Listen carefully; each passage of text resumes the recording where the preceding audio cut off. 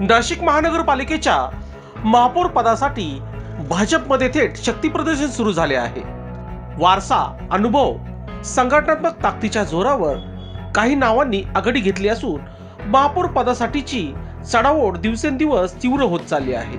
प्रभाग क्रमांक 7 मधून दुसऱ्यांदा विजयी ठरलेल्या स्वाती भामरे, माजी महापौर सतीश कुलकर्णी यांच्या कन्या संध्या कुलकर्णी, मंत्री गिरीश महाजन यांचे निकटवर्गीय गणेश गीते यांच्या पत्नी दीपाली गीते यांची नावे आघाडीवर चर्चेत आहेत। याचबरोबर माजी आमदार अपूर्व हिरे यांच्या पत्नी डॉक्टर योगिता हिरे, माजी महापौर विनायक पांडे यांच्या सून आदिती पांडे, तसेच श्वेता भंडारी, चंद्रकला धुमाळ, रोहिणी पिंगळे, जयश्री गायकवाड, सुप्रिया खोडे, माधुरी बोलकर आणि प्रतिभा पवार यांचाही महापौर पदाच्या रिंगणात ठाम प्रवेश झाला आहे।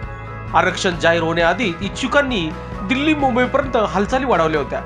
वरिष्ठ नेते, पक्षश्रेष्ठी आणि संघटनात्मक नेतृत्वाकडे जोरदार लॉबिंग सुरू असून उमेदवार निवडताना ज्येष्ठता, महानगरपालिकेचा अनुभव, पक्षनिष्ठा, संघटनात्मक कामगिरी आणि थेट शिफारशी निर्णायक ठरणार आहेत। महापौर पद कुणाच्या गळ्यात पडणार यावर आता नाशिकच्या राजकारणात मोठा सस्पेन्स निर्माण झाला आहे।